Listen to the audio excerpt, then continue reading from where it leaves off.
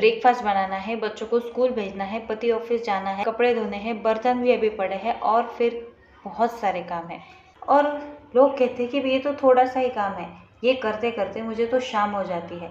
लेकिन इन सब चीज़ों को कुछ शॉर्ट में करने के लिए जापानीज़ लोग एक बहुत सारी टेक्निक्स यूज़ करते हैं। और फिर भी शाम तक लगता है कि घर फिर से गंदा हो गया, क्योंकि मेरे घर में बच्चे हैं।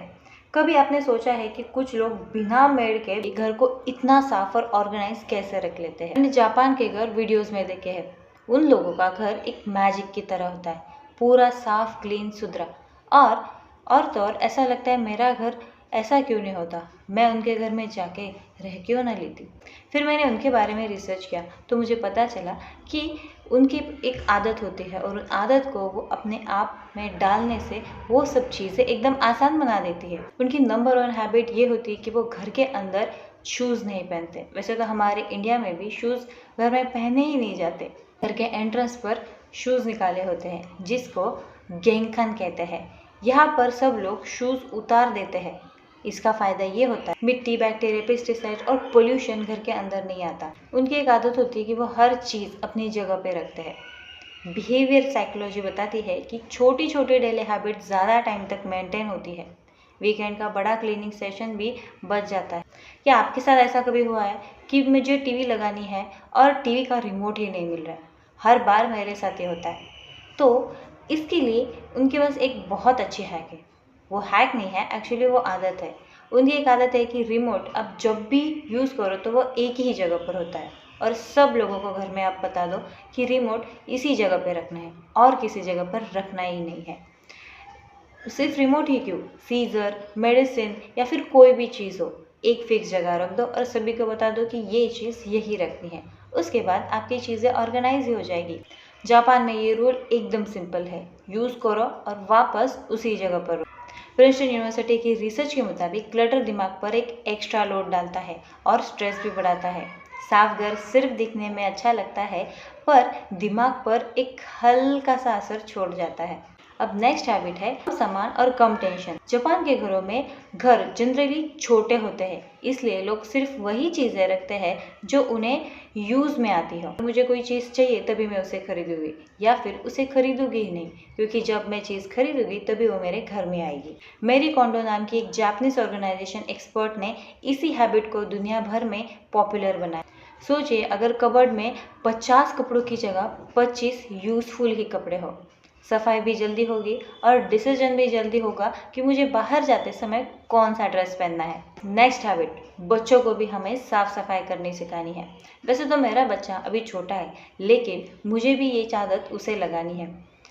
मैं छोटी छोटी चीज़ें उसे बोल देती हूँ और वो कर देता है, क्योंकि ये अभी से ही उनका स्टार्ट होने वाला है। अगर कुछ चीज़ें मैं उसे छोटेपन में ही सिखाऊंगी तो बड़े होने पर उसे डिफ़िकल्ट नहीं लगेगी। जापान के स्कूल में भी बच्चे खुद क्लासरूम की सफाई करते हैं और इस हैबिट को सौजी कहते हैं। इस हैबिट से क्या होता है, बच्चों में एक रिस्पॉन्सिबिलिटी आती है।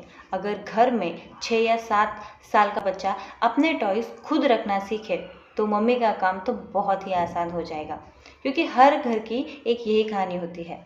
बच्चे खिलौने खेलते हैं और बिखेर देते हैं। अगर बच्चों में ये आदत हम लगा दें तो हमारा काम तो और ही सिंपल हो जाएगा और हमारा टाइम भी बच जाएगा। नेक्स्ट हैबिट है कि फ्लोर कभी भी स्टोरेज नहीं है। कपड़े, स्कूल बैग, शॉपिंग बैग सब फ्लोर पर, फिर पोछा लगाना बहुत मुश्किल होता है। सारी चीज़ें उठाकर उसे हमें फिर से उन्हीं जगह पर रखना पड़ता है। फिर डस्टिंग करो, फिर क्लीनिंग करो, तभी हमारा घर साफ दिखता है। लेकिन जापान में फ्लोर को हमेशा खाली रखने की आदत होती है। वैक्यूम या पोछा सिर्फ कुछ मिनटों में ही हो जाता है, इसलिए हमारा फ्लोर हमेशा क्लीन और साफ रखने के लिए हमें हर वो चीज़ फ्लोर पर है उसे उठाकर अपनी जगह पर रखने की आदत हमारे घर में लगानी है, जिससे हमारा फ्लोर क्लीन लगे और घर भी साफ दिखे। लेडीज़ का एक बहुत बड़ा प्रॉब्लम होता है, जब हम किचन में जाते हैं तो किचन हर बार गंदा होता ही है, क्योंकि हर बार हमें सब्जी बनानी है, प्लेटफॉर्म वाइप करना है, क्योंकि हर बार हमें सब्जी बनानी है, रोटी बनानी है, और हर बार जब हम ये काम करेंगे तो फ्लोर तो गंदा होगा ही। तो जब भी हम काम करें, हमें एक आदत लगाने की, एक वाइप अपने हाथ में लेना है और उसे वाइप आउट करना है, जिससे जो भी चीज़ें फ्लोर पर गिर रही वो क्लीन हो जाएगी और हमें उसे बाद में क्लीन करने के लिए कोई ज़्यादा मेहनत नहीं रहेगी। बाद में जमा हुआ ग्रीस निकलने में एक आधा घंटा नहीं लगेगा, क्योंकि फ्रेश टेन साफ करने में सिर्फ कुछ ही सेकंड्स लगते हैं। अगर वो बहुत टाइम हो जाए तो उसे घिसते घिसते हमें एक घंटा चले जाता है। एक सबसे इम्पॉर्टेंट रिस्पॉन्सिबिलिटी जो कि शेयरिंग रिस्पॉन्सिबिलिटी। हमारे घर में हम सिर्फ अकेले नहीं, हमारे घर में सब लोग रहते हैं, तो सफाई सिर्फ अकेली एक लेडीज़ या फिर एक आदमी ही क्यों करे। जापान में फैमिली मेम्बर्स अपना अपना काम खुद ही करते हैं। कोई टेबल साफ करता है, कोई अपना रूम क्लीन कर लेता है, कोई डिशेस, और अगर घर के 4 लोग रोज सिर्फ 10 मिनट भी हेल्प करें ना, तो एक इंसान का 40 मिनट का काम बच सकता है। साल भर में वैसे तो हमारे इंडिया में दिवाली आती है और दिवाली में ही सब दिवाली बाहर निकलती है, यानी दिवाली में पूरे घरों की क्लीनिंग होती है और सारा जो भी कबाड़ हो घर से बाहर जाता है। जापान में न्यू ईयर से पहले पूरा घर डीप क्लीन किया जाता है। ये वहाँ का एक ट्रेडिशन होता है। जैसे हमारे यहाँ पे दिवाली होती है, वैसे ही वहाँ पे ओसोजी कहते हैं। नेक्स्ट आदत है, रोज़ हमें हमारे घर में हवा आने देनी है, क्योंकि रोज़ कुछ देर तक के लिए अगर विंडोज़ हम खोल के रखें, हमें एक और आदत लगानी है कि हम जब भी सुबह उठें तो हमें हमारे दरवाजे अगर पॉसिबल हो तो, और हमारी खिड़कियाँ थोड़ी देर तक खुली रखनी है, जिसकी वजह से जो भी गंदी स्मेल है, जो भी बैक्टीरिया से बाहर चले जाएंगे और धूप की वजह से बैक्टीरिया किल हो जाएगा और फ्रेश एयर हमारे घर के अंदर आएगी। जो भी मॉइस्चर है वो कम हो जाएगा और हमारा घर एक फ्रेश और खुला खुला आसमान जैसा लगेगा। वर्ल्ड हेल्थ ऑर्गेनाइजेशन भी इंडोर एयर क्वालिटी इंप्रूव करने के इम्पोर्टेंस बताता है। सबसे ज़रूरी बात, परफेक्ट घर किसी का नहीं होता। जापान में भी बच्चे होते हैं, किसी का घर परफेक्ट नहीं होता, चाहे वो कंट्री हो या फिर किसी का घर हो, किसी कंट्री में रहने वाले लोग, हर का घर ये मैसी होता ही है, लेकिन उसे टाइम तक आदत लगाकर क्लीन करना ये हमें आना चाहिए, जिससे हमारा घर फ्रेश लगे और स्ट्रेस कम हो।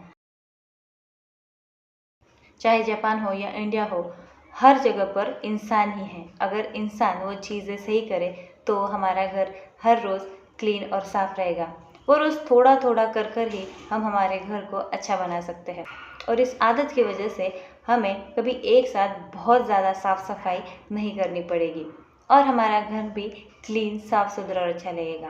और इन केस अगर सडनली आपके घर पर कोई मेहमान आए या फिर पड़ोसी आए तो घर देखकर आपकी तारीफ भी करेंगे, आपका घर तो बहुत चमचमा रहा है।